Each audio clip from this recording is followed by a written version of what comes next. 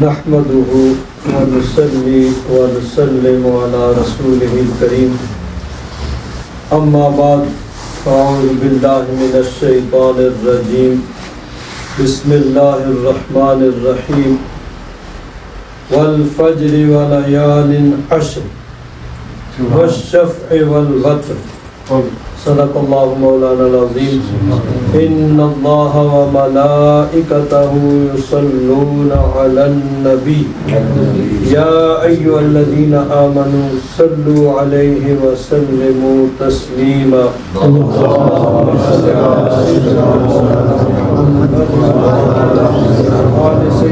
مولانا محمد وبارك وسلم. حضرات گرامی قدر، آج کی یہ مبارک محفل ہفتہ وار محفل ذکر اور اس کے ساتھ ساتھ محفل 11ویں شریف ہے. آیات مبارکہ جو سورہ فجر کی میں نے تلاوت کی ہیں ان کے متعلق چند باتیں آپ حضرات کے گوش گزار کروں گا، لیکن اس سے پہلے آپ حضرات جانتے ہیں کہ یہ ذی الحجہ کا ابتدائی ایام ہے. ماہ ذی الحجہ میں پوری دنیا سے مسلمان بیت اللہ شریف کے حج کے لیے جاتے ہیں. خوش قسمت حضرات اب بھی پوری دنیا سے مکہ شریف میں جمع ہو چکے ہیں اور حج کی سعادت حاصل کریں گے انشاءاللہ. اللہ تبارک و تعالیٰ نے ہر صاحب استطاعت مسلمان پر زندگی میں ایک مرتبہ حج فرض کیا ہے. اللہ تبارک و تعالیٰ نے قرآن پاک میں ارشاد فرمایا وَلِلَّهِ عَلَى النَّاسِ حِجُّ الْبَيْتِ مَنِ اسْتَطَاعَ إِلَيْهِ سَبِيلًا، کہ جو بھی حج کے لیے جا سکتا ہے، استطاعت رکھتا ہے، یعنی اس کے پاس اتنی رقم ہے کہ وہ حج کے اخراجات افورڈ کر سکتا ہے، جانے آنے کے اخراجات، وہاں رہنے کے، کھانے پینے کے اخراجات، اور پھر اپنے پیچھے جو اپنے اہل و عیال، اپنے بیوی بچوں کو چھوڑ کے جائے گا، اس کے واپس آنے تک ان کے اخراجات، یہ سب چیزیں استطاعت میں. اگر کسی کے پاس یہ چیزیں ہیں تو اس پہ حج فرض ہے. اللہ تبارک و تعالیٰ نے اس کو ہر صاحب استطاعت مسلمان پر فرض کیا. اور حضرت ابراہیم علیہ السلام کو اللہ تبارک و تعالیٰ نے بیت اللہ شریف کی تعمیر کا حکم دیا تھا. جب وہ بیت اللہ شریف کو تعمیر کر چکے تو اللہ تبارک و تعالیٰ نے فرمایا کہ پیارے خلیل اب لوگوں میں اعلان کرو کہ اے لوگوں، میں نے یہ اللہ کا گھر تعمیر کر دیا ہے، آؤ آ کے اس کا حج کرو. اللہ تعالیٰ ارشاد فرماتا ہے وَأَذِّن فِي النَّاسِ بِالْحَجِّ يَأْتُوكَ رِجَالًا وَعَلَى كُلِّ ضَامِرٍ يَأْتِينَ مِنْ كُلِّ فَجٍّ عَمِيقٍ. کیا پیارے خلیل اب لوگوں میں اعلان کرو کہ وہ وَأَذِّن فِي النَّاسِ بِالْحَجِّ، حج کا اعلان کر دو کہ وہ دور دراز کے رستوں سے پیدل اور سواریوں پہ آئیں اور آ کر اس بیت اللہ شریف کا حج کریں. حضرت ابراہیم علیہ السلام نے رب ذوالجلال کی بارگاہ میں عرض کی کہ یا رب ذوالجلال، میری یہ آواز کہاں تک پہنچے گی؟ یہ مکہ شریف چھوٹی سی بستی ہے، اس وقت چند گھر تھے، ایک قبیلہ وہاں آ کے آباد ہوا تھا، چند گھر تھے، اور اس کے ارد گرد ہر طرف پہاڑوں سے وہ گھرا ہوا ہے، تو میری آواز کہاں تک جائے گی؟ اللہ تبارک و تعالیٰ نے ارشاد فرمایا وَأَذِّن وَعَلَيَّ الْإِبْلَاغُ، کہ پیارے خلیل آپ کو سب لوگوں تک یہ آواز پہنچانے کا حکم نہیں دیا ہے، بلکہ صرف اعلان کرنے کا حکم دیا ہے. آپ کا کام ہے اعلان کرنا. جب آپ اعلان کریں گے تو اس آواز کو پہنچانا وہ ہمارا کام ہے، ہم پہنچائیں گے. حضرت ابراہیم علیہ السلام رب ذوالجلال کے حکم سے جبل بور قبیس پہ کھڑے ہو جاتے ہیں اور اعلان کرتے ہیں کہ اے لوگوں، میں نے اللہ کا گھر تعمیر کر دیا ہے، آؤ اس کا حج کرو۔ اللہ تبارک و تعالیٰ نے اس اعلان کو صرف مکہ شریف میں نہیں، عرب میں نہیں، مشرق و مغرب میں، شمال جنوب دنیا میں جہاں پر بھی کوئی تھا اس تک اس آواز کو پہنچا دیا۔ نہیں، صرف یہ نہیں کہ جو اس وقت موجود تھے، بلکہ جو ماؤں کے رحموں میں، باپوں کی صلبوں میں تھے اور جنہوں نے قیامت تک اس دنیا میں پیدا ہونا تھا، ان کی روحوں تک اس آواز کو اللہ تعالیٰ نے پہنچا دیا۔ اب یہ آواز سب نے سنی، لیکن ان میں سے کچھ خوش قسمت لوگ تھے جنہوں نے کہا لبیک، ہم حاضر ہیں۔ تو جنہوں نے لبیک کہا وہ حج کریں گے، اور جنہوں نے 2 دفعہ لبیک کہا وہ 2 دفعہ حج کریں گے۔ جتنی دفعہ جس نے لبیک کہا وہ اتنے ہی حج کریں گے۔ اب بعض بزرگوں کے متعلق آتا ہے کہ انہوں نے 50 60 حج کیے ہیں، تو گویا انہوں نے تو پھر تسبیح پکڑ لی ہوگی، لبیک اللہم لبیک لبیک اللہم لبیک۔ تو جتنی مرتبہ انہوں نے لبیک کہا انہوں نے حج کیا۔ اللہ تبارک و تعالیٰ نے حج فرض کیا، اور نبی کریم صلی اللہ علیہ وسلم نے حدیث پاک میں بھی اس کی فرضیت کو بیان کیا۔ مسلم شریف کی حدیث ہے اور مشکاۃ شریف کتاب المناسک جہاں حج کا بیان ہے، پہلی حدیث ہے۔ نبی کریم صلی اللہ علیہ وسلم نے ارشاد فرمایا، یا ایھا الناس قد فرض علیکم الحج فحجوا، اے لوگوں تم پر حج فرض کیا گیا ہے پس تم حج کرو۔ ایک صحابی اٹھے، انہوں نے عرض کیا یا رسول اللہ کیا ہر سال حج فرض ہے؟ اب حضور خاموش رہے۔ انہوں نے پھر کہا، حضور پھر خاموش رہے۔ جب تیسری مرتبہ انہوں نے کہا تو حضور نے فرمایا نہیں، ہر سال نہیں، زندگی میں ایک بار حج فرض ہے، لیکن اگر میں نعم کہہ دیتا، ہاں کہہ دیتا تو ہر سال ہی حج فرض ہو جاتا۔ اب دیکھیے احکام شریعت اللہ تبارک و تعالیٰ نے اپنے محبوب کو مالک و مختار بنایا۔ نبی کریم صلی اللہ علیہ وسلم کی ڈیوٹی ایک پوسٹ مین کی نہیں ہے کہ وہ پوسٹ مین اپنے آفس سے پوسٹ لیتا ہے اور آپ کے بریفنگ باکس میں آ کے ڈال دیتا ہے، بس اس کی ڈیوٹی اتنی ہے، اس سے آگے نہیں۔ اس کو نہیں پتا خط میں کیا ہے۔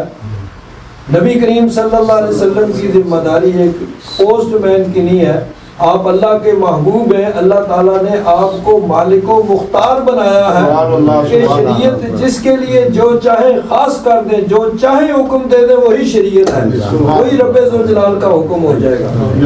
تو حضور اگر فرما دیتے ہاں تو ہر سال حج فرض ہو جاتا ہے۔ اسی لیے تو اعلیٰ حضرت فاضل بریلوی رضی اللہ تعالیٰ عنہ عرض کرتے ہیں نا، میں تو مالک ہی کہوں گا کہ ہو مالک کے حبیب۔ یا رسول اللہ میں آپ کو تمام جہانوں کا مالک کہوں گا، کیوں کہ آپ تمام جہانوں کے مالک رب ذوالجلال کے حبیب ہیں۔ میں تو مالک ہی کہوں گا کہ ہو مالک کے حبیب، یعنی محبوب و محب میں نہیں میرا تیرا، محبوب اور محب میں میرا تیرا نہیں ہوتا۔ کیا مطلب؟ جب دو آدمیوں کی پارٹنرشپ ہوتی ہے، دونوں مل کے بزنس کرتے ہیں، کاروبار کرتے ہیں، تو پھر وہ ایک دوسرے پہ نظر رکھتے ہیں، بھئی وہ زیادہ نہ لے جائے، وہ نہ کچھ لے جائے۔ تو پارٹنرشپ میں ایک دوسرے کا خیال رکھا جاتا ہے، بھئی وہ زیادہ نہ لے جائے۔ لیکن جہاں محبت ہوتی ہے تو محبت کرنے والا محبوب سے کہتا ہے محبوب میں بھی تیرا اور میرا سب کچھ تیرا. تو ہم نبی کریم صلی اللہ علیہ وسلم کو اللہ کا شریک نہیں کہتے، اللہ کا حبیب کہتے ہیں.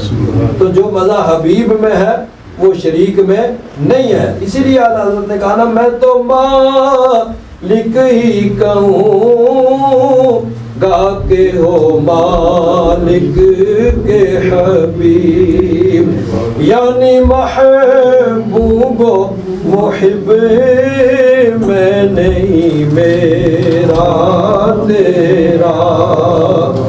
اللہ تعالیٰ نے ہر صاحب استطاعت مسلمان پہ حج فرض کیا. میں اس کو مختصر کرتا ہوں، تھوڑا سا آگے چلتا ہوں. حج کے ساتھ ساتھ مدینہ منورہ کی حاضری ہوتی ہے. اہل محبت کی بڑی خواہش ہوتی ہے کہ ہم حضور کی بارگاہ میں حاضر ہوں، حضور کی قبر انور پہ حاضری دوں، حضور کے روضہ انور کی زیارت کریں، مسجد نبوی شریف میں جا کے نماز پڑھیں. ہر مسلمان کی خواہش ہوتی ہے. اور اہل محبت جو ہوتے ہیں، محبت والے، ان کے نزدیک اصل چیز ہی مدینہ شریف کی حاضری ہے. بے شک سبحان اللہ. اصل چیز مدینہ شریف کی حاضری ہے. وہ تو کہتے ہیں کہ اصل ہم جا رہے ہیں حضور کی بارگاہ میں، اس کے ساتھ ساتھ حج بھی کر لیں گے. تو حج تو اس کے طفیل ہے، اصل مراد جو ہے وہ حضور کی بارگاہ کی حاضری ہے. اور یہ دیکھیے بیت اللہ شریف جو ہے اس کو لوگوں نے بت خانہ بنا دیا تھا. یہاں پہ 1 2 10 20 نہیں، کتنے بت تھے؟ 360. 360 بیلدن. وہ بت وہاں پہ سجا کے رکھے ہوئے تھے اور بڑی دھوم سے، بڑے دھڑلے سے ان کی پوجا و پرستش کی جاتی تھی. نبی کریم صلی اللہ علیہ وسلم نے اسے پاک کیا، بتوں کو وہاں سے نکالا اور اس کی اصل حیثیت کو بحال کیا. اور اس سے پہلے جب نبی کریم صلی اللہ علیہ وسلم مکہ شریف سے ہجرت کر کے مدینہ منورہ تشریف لے گئے تو اسی مکہ کے اندر مسلمانوں کا رہنا حرام قرار دے دیا گیا تھا. جس مسجد حرام میں ایک نماز کا ثواب 1,00,000 کے برابر ہے، اسی مسجد کے اندر، اسی بیت اللہ شریف میں، اسی مکہ شریف میں مسلمانوں کا رہنا حرام قرار دے دیا گیا. یعنی اس وقت جو مسلمان ہجرت کر سکتا تھا، بوڑھے، بچے، عورتیں، کمزور مستثنا تھے، جو ہجرت کر سکتے تھے، جو مائیگریشن کر سکتے تھے، ان کا مکہ میں رہنا ثواب نہیں گناہ تھا. جتنی دیر تک وہ مکہ شریف میں رہے اتنا ہی گناہ ان کے ذمہ تھا، کیونکہ حضور چلے گئے تھے. اور جب حضور واپس آ گئے پھر مکہ شریف کی رونق بحال ہو گئی، بیت اللہ شریف کی اصل حیثیت بحال ہو گیا، پھر مکہ شریف میں رہنا ثواب ہو گیا. تو اصل ہے حضور. اگر بیت اللہ شریف کو عظمت حاصل ہے تو حضور کے دم قدم سے ہے، مدینہ شریف کو عظمت حاصل ہے تو حضور کے دم قدم سے ہے. تو نبی کریم صلی اللہ علیہ وسلم نے بیت اللہ شریف کی حیثیت کو بحال کیا. تو بیت اللہ شریف کا حج ہر مسلمان پہ فرض ہے، حضور کی بارگاہ کی حاضری ہر مسلمان کی دل کی خواہش ہوتی ہے. اب میں آتا ہوں ان آیات کی طرف جو میں نے آپ حضرات کے سامنے پڑھی. اللہ تعالیٰ ارشاد فرماتا ہے والفجر، فجر کی قسم، واو قسمیہ ہے، مجھے فجر کی قسم، وَلَيَالٍ عَشْرٍ، اور 10 راتوں کی، 3 ناختن، 10 راتوں کی قسم، وَالشَّفْعِ وَالْوَتْرِ، اور جوڑے، اور یعنی وہ ایک ہوتا ہے اون ایفن خطال اور ایفن خطال. ایفن خطال ہے 1 3 5 7، یہ ہے 2 4، اچھا یہ ہے اون ایفن ہے، اور ایفن خطال ہے 2 4 6 8 10. تو جوڑا یہ جو جفت ہے اس کو کہتے ہیں شفع، اور وتر یہ یعنی 1 3 5 7 9 11، تو اللہ تعالیٰ نے 3 قسمیں کھائیں، فجر کی قسم، 10 راتوں کی قسم، اور جوڑے اور وتر کی قسم، یعنی سنگل کی قسم، سنگل اور 2۔ اب اس سے مراد کیا ہے؟ فجر تو روز ہوتی ہے، روزانہ فجر طلوع ہوتی ہے، رات پڑتی ہے، فجر آتی ہے، دن آتا ہے۔ تو مفسرین کرام فرماتے ہیں اس سے مراد ہے 10 ذی الحجہ کی صبح، سبحان اللہ سبحان اللہ، یہ جو ابھی آ رہی ہے سبحان 10 ذی الحجہ، جس دن عید الاضحیٰ ہوتی ہے، تو اس سے مراد ہے عید الاضحیٰ کی صبح۔ اور 10 راتیں کون سی ہیں؟ ذی الحجہ کے یہ ابتدائی جو 10 دن ہیں یہ مراد ہیں، اس کی اللہ تعالیٰ نے قسم کھائی ہے۔ اور شفع اور وتر، سنگل اور ڈبل، تو وتر سے یعنی سنگل سے مراد ہے 9 ذی الحجہ، جس دن حاجی میدان عرفات میں جاتے ہیں، اور شفع یعنی جوڑا 10 ذی الحجہ، جس دن عید الاضحیٰ ہوتی ہے۔ سبحان اللہ۔ اللہ تبارک و تعالیٰ نے ان کی قرآن پاک میں قسمیں کھائی ہیں۔ یہ جو 10 دن ہیں ذی الحجہ کے، ان کو بڑی فضیلت حاصل ہے، باقی ایام باقی دنوں کی نسبت ان کو فضیلت حاصل ہے، اور ان دنوں کے اندر عبادت اس کا ثواب باقی دنوں سے بڑھ جاتا ہے۔ سبحان اللہ۔ دیکھیے اللہ تبارک و تعالیٰ نے ہمیں بہت سے ایسے ایام دیے ہیں کہ جن میں عبادت کا اہتمام کیا جاتا ہے، عبادت کا حکم ہے۔ مثلا ایک تو جمعہ کا دن ہے، ہر ہفتے جمعہ آتا ہے، اس میں مسلمانوں کو حکم ہے بھئی جمعہ کا ٹائم جب ہو جائے، جمعہ کی اذان ہو جائے، یا ایھا الذین آمنوا اذا نودی للصلاۃ من یوم الجمعۃ فاسعوا الی ذکر اللہ وذروا البیع، کہ جب جمعہ کی اذان ہو جائے کاروبار کام کاج چھوڑ دو، فوراً جمعہ کے لیے حاضر ہو جاؤ۔ سبحان اللہ۔ ہر ہفتے ایک دن آتا ہے عبادت کے لیے، عید کا دن عبادت کے لیے ہے، اسی طرح 15 شعبان شب برات عبادت کا دن ہے، رمضان شریف کا پورا مہینہ ہی خاص عبادت کا ہے، اس میں خاص آخری عشرہ، اور اس میں 27ویں رات، 10 محرم۔ تو یہ خاص جو ہے اللہ تبارک و تعالیٰ نے یہ جو ایام اس لیے بنائے ہیں کہ آدمی جب اپنے کام کاج میں، اپنے بزنس میں اور گھر میں بیوی بچوں میں مشغول ہوتا ہے تو وہ اللہ تبارک و تعالیٰ سے غافل ہو جاتا ہے، ادھر سے دوری ہو جاتی ہے۔ تو اللہ تبارک و تعالیٰ نے یہ خاص ایام دیے ہیں تاکہ اس میں پھر آدمی کا وہ جو کنیکشن ہے وہ ریویو ہو جائے، اس میں بہتری آ جائے، جو اللہ تبارک و تعالیٰ سے کنیکشن اور تعلق میں جو کمی آ رہی ہے وہ پھر پورا ہو جائے۔ جس طرح دیکھیے یہ ہمارے لیے محافل کا اہتمام کیا جاتا ہے، ابھی حضرت قبلہ قاری صاحب ارشاد فرما رہے تھے، محافل کی جو اہمیت بیان فرما رہے تھے۔ اب ہمارے حاجی صاحب ہر ہفتے یہاں محفل کا اہتمام کرتے ہیں، تو یہ جو محافل ہوتی ہیں یہ بھی ہمارے اس کنیکشن کو مضبوط کرنے کا ذریعہ ہوتی ہیں۔ جو ہمارا تعلق اللہ تعالیٰ سے کمزور پڑتا ہے اس کو ریویو کرتی ہیں اور اس کو مضبوط کرتی ہیں۔ کیونکہ دیکھیے انسان ایک فطری بات ہے، انسان کی جو کیفیت ان محافل کے اندر ہوتی ہے وہ گھر میں نہیں ہوتی۔ آپ روز اس چیز کا مشاہدہ کرتے ہیں، یہاں ایک ذکر کا جذبہ ہوتا ہے، عبادت کا جذبہ ہوتا ہے، جب آدمی گھر جاتا ہے تو پھر وہ تعلق کمزور پڑ جاتا ہے، پھر آدمی اپنے کام کاج میں مصروف ہو جاتا ہے۔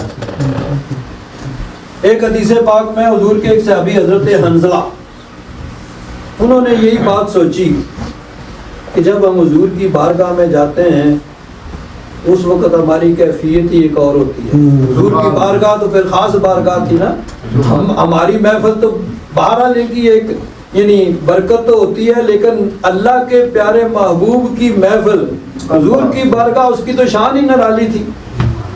انہوں نے سوچا کہ حضور کی بارگاہ میں جاتے ہیں تو اس وقت ہماری اور کیفیت ہوتی ہے، اور جب ہم باہر آتے ہیں تو کام کاج میں مشغول ہوتے ہیں، بیوی بچوں میں مشغول ہو جاتے ہیں، تو وہ کیفیت نہیں رہتی۔ تو یہ تو درست نہیں ہے، وہی کیفیت رہنی چاہیے۔ تو آ کے رستے میں بیٹھ کے حضرت صدیق اکبر آئے تو حضرت حنظلہ کہنے لگے نافق حنظلہ، حنظلہ تو منافق ہو گیا، اپنے آپ کو کہہ رہے ہیں۔ حضرت صدیق اکبر نے کہا بھائی سبحان اللہ، تم یہ کیوں کہہ رہے ہو، تم تو مسلمان ہو۔ انہوں نے کہا بھی ہماری کیفیت جو حضور کی بارگاہ میں ہوتی ہے، جب گھر میں آتے ہیں اپنے کام کاج میں مشغول ہوتے ہیں تو وہ کیفیت تو نہیں رہتی۔ حضرت صدیق اکبر نے کہا بھائی بات تو تمہاری درست ہے، کیفیت ہماری، حالت بھی ہماری، کنڈیشن بھی یہی ہے کہ جو حضور کی بارگاہ میں حالت ہوتی ہے وہ گھر میں تو نہیں ہوتی ہے، چلو حضور کی بارگاہ میں چلتے ہیں۔ حضور کی بارگاہ میں آ کے پھر حضرت حنظلہ کہتے ہیں نافق حنظلہ، حنظلہ تو منافق ہو گیا۔ حضور نے فرمایا بھائی سبحان اللہ، یہ کیسے کہہ رہے ہو، تم تو مسلمان ہو، سچے پکے مسلمان ہو۔ انہوں نے پھر وہی کیفیت بیان کی کہ حضور جب آپ کی مجلس میں آتے ہیں تو وہ کیفیت جو ہوتی ہے ہماری پھر وہ کیفیت نہیں رہ جاتی جو یعنی آپ کی مجلس میں جو ہوتی ہے، گھر میں جا کے پھر وہ کیفیت، وہ حالت، وہ کنڈیشن نہیں رہتی ہے۔ تو اس کا نام تو نفاق ہے، کبھی یہ کبھی وہ۔ حضور نے فرمایا دیکھو جو حالت تمہاری میری محفل میں ہوتی ہے نا یہاں پہ، اگر وہی حالت تمہاری گھر میں بھی رہے تو پھر تو فرشتے رستے میں آ کے تمہیں سلام کریں، تم سے ہاتھ میں لائیں رستے میں، لیکن یہ کیفیت کبھی کوئی ہوتی ہے کبھی کوئی کیفیت ہوتی ہے۔ تو یعنی محافل کے اندر جو کیفیت ہوتی ہے وہ ہر وقت انسان کی نہیں ہوتی ہے۔ تو یہ اللہ تبارک و تعالیٰ نے ایک خاص ہم پہ کرم فرمایا ہے کہ ہمیں ایسے ایام دیے ہیں، ایسے دن دیے ہیں کہ جن کے ذریعے سے ہمارے ایمان کی حالت جو ہے وہ مضبوط ہوتی ہے، ایمان میں مضبوطی آتی ہے۔ تو یہ جو 10 دن ہیں ذی الحجہ کے، یہ جو ابھی جا رہے ہیں 1 ذی الحجہ سے لے کر 10 ذی الحجہ تک، یہ خاص ان کی احادیث مبارکہ میں بھی بڑی اہمیت اور بڑی فضیلت بیان کی گئی ہے۔ تو جب بھی انسان کوئی نیکی کرتا ہے، ذکر کرتا ہے، نماز پڑھتا ہے، صدقہ و خیرات کرتا ہے، اس کا ثواب اس کے لیے ہے، لیکن خاص وقت میں، خاص ایام میں اس کا درجہ، مرتبہ، ثواب اور بڑھ جاتا ہے۔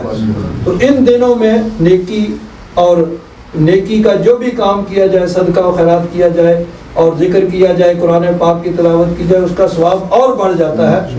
اس لیے ہمیں ان دنوں میں اور زیادہ نیکی کی کوشش کرنی چاہیے۔ اللہ تبارک و تعالیٰ